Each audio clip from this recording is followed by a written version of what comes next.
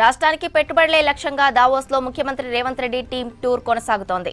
రెండో రోజు వినియోగ వస్తువుల తయారీలో ప్రపంచంలోనే పేరు పొందిన బ్రాండ్లలో ఒకటైన యూనిలీవర్ కంపెనీతో భేటీ అయ్యారు సీఎం రేవంత్.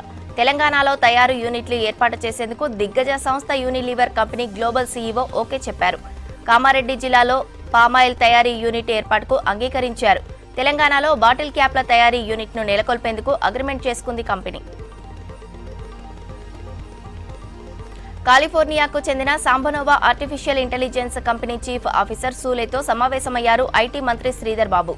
రాష్ట్రంలో సెమీకండక్టర్ పరిశ్రమలకు సంబంధించిన పెట్టుబడి అవకాశాలపై చర్చలు జరిపారు. ఏఐ హార్డ్వేర్, సాఫ్ట్వేర్ సొల్యూషన్స్ అందించడంలో పేరు పొందిన సాంబనోవా సంస్థతో చర్చలు సానుకూలంగా జరిగాయి. మరోవైపు ప్రపంచంలోనే ప్రఖ్యాత లాజిస్టిక్స్ కంపెనీ ఎజిబిలిటీ చైర్మన్ తారెక్ సుల్తాన్తో సమావేశమైన మంత్రి తెలంగాణలో పెట్టుబడులకు ప్రభుత్వం ఇస్తున్న ప్రాధాన్యతలను వివరించారు. కాంగ్రెస్ అధికారంలోకి వచ్చే నాటికి ఎక్సైజ్ శాఖలో 2,500 కోట్ల బకాయిలు ఉన్నాయన్నారు మంత్రి జూపల్లి కృష్ణారావు. బీఆర్ఎస్ హయాంలో పేరుకుపోయిన బకాయిలను క్లియర్ చేస్తున్నట్లు చెప్పారు. యూబీ కంపెనీ బీర్ల ధరలు పెంచాలని డిమాండ్ చేసిన విషయం వాస్తవమేనన్నారు మంత్రి జూపల్లి కృష్ణారావు. కంపెనీ బ్లాక్మెయిల్ కు భయపడలేదని అన్నారు.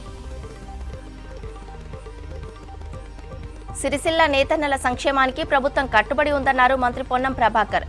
సిరిసిల్ల నేతన్నలకు ఇందిరా మహిళా శక్తి చీరల కోసం 4 కోట్ల మీటర్ల వస్త్రానికి ఆర్డర్ ఇచ్చినట్లు తెలిపారు. పెండింగ్ లో ఉన్న 500 కోట్ల బకాయిలు రిలీజ్ చేశామన్న మంత్రి స్వయం సహాయక సంఘాలకు అందించే యూనిఫామ్ చీరల ఆర్డర్లు సిరిసిల్ల వస్త్ర పరిశ్రమకు అందజేశారు. చెన్నూరు నియోజకవర్గం పరిధిలో 100 కోట్ల నిధులతో అభివృద్ధి పనులు జరుగుతున్నాయన్నారు ఎమ్మెల్యే వివేక్ వెంకటస్వామి. క్యాతనపల్లి మున్సిపాలిటీ వార్డుల్లో పర్యటించిన ఎమ్మెల్యే వివేక్ వెంకటస్వామి 25 లక్షల డిఎంఎఫ్టీ నిధులతో బస్ షెల్టర్, సైడ్ డ్రైన్స్ నిర్మాణ పనులకు భూమి పూజ చేశారు. పెద్దపల్లి జిల్లాలో పర్యటించారు ఎంపీ గడ్డం వంశీకృష్ణ. గోదావరి కని జ్యోతి బాపులే గురుకులంలో విశాఖ చారిటబుల్ ట్రస్ట్ ఆధ్వర్యంలో బెంచీలను పంపిణీ చేశారు. గతంలో జ్యోతి బాపులే స్కూల్లో ఆకస్మిక తనిఖీలు చేసిన ఎంపీ వంశీకృష్ణకు సమస్యలపై విద్యార్థులు విజ్ఞప్తి చేశారు. కేఆర్ఎంబీ బోర్డు సమావేశంలో తెలంగాణ నదీ జలాల వాటాపై పెంచాలని డిమాండ్ చేశారు రాష్ట్ర ఇరిగేషన్ శాఖ అధికారులు. 79:21 పెంచాలని కేఆర్ఎంబీని కోరారు. కృష్ణా నీళ్లు అవుట్ బేసిన్ మళ్లింపు ఎంతమేర వెళ్తున్నాయని తెలియడానికి 11 ప్రాంతాల్లో టెలిమెట్రిక్ ఏర్పాటు చేయాలని సూచించారు. 66:34 నదీ జలాల వాటాను కొనసాగించాలని బోర్డుకు విజ్ఞప్తి చేశారు. ఏపీ ఇరిగేషన్ శాఖ హైదరాబాద్ జలసౌధలో కేఆర్ఎంబీ సమావేశంలో కీలక అంశాలపై చర్చించారు.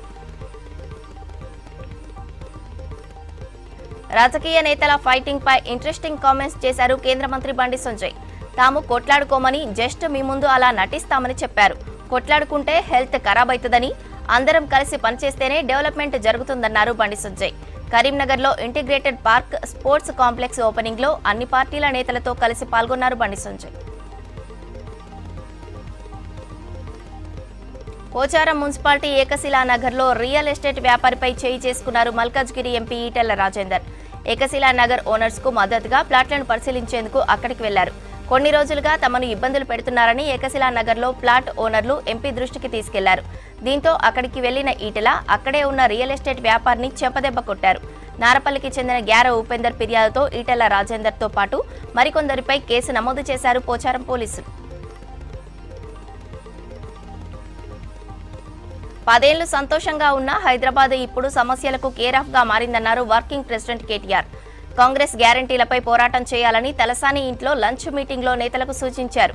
కాంగ్రెస్ కు పాలన చేత కాదని ప్రజలకు అర్థమైందని అన్నారు నేతలు. రాష్ట్రంలో మళ్లీ భూకబ్జాలు పెరుగుతున్నాయన్నారు.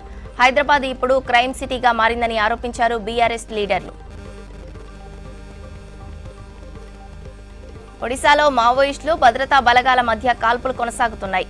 గరియాబాద్ లో Chhattisgarh cobra CRPF, Odisha SOG పోలీసులు జాయింట్ ఆపరేషన్లో ఇప్పటివరకు 27 మంది మావోయిస్టులను హతమార్చారు. మృతుల సంఖ్య పెరిగే అవకాశం ఉన్నట్లు అధికారులు తెలిపారు. ఇరు రాష్ట్రాల పోలీసు అధికారులు గరియాబంద్ దగ్గర జాయింట్ ఆపరేషన్ను పర్యవేక్షిస్తున్నారు.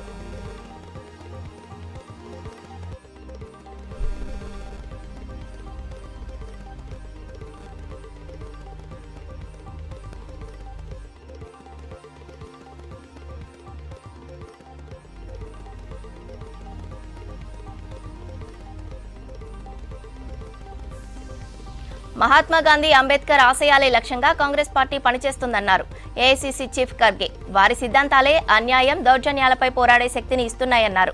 కర్ణాటక బెళగావిలో సువర్ణ విధాన సౌధలో మహాత్మా గాంధీ విగ్రహాన్ని పార్టీ నేతలతో కలిసి ఆవిష్కరించారు. అంతకుముందు జై బాపు, జై భీమ్, జై సంవిధాన్ ర్యాలీలో పాల్గొన్నారు. మోదీ, అమిత్ షాలకు దేశ చరిత్ర తెలియదన్నారు. అందుకే గాంధీ, అంబేద్కర్ను అవమానిస్తున్నారన్నారు ఖర్గే.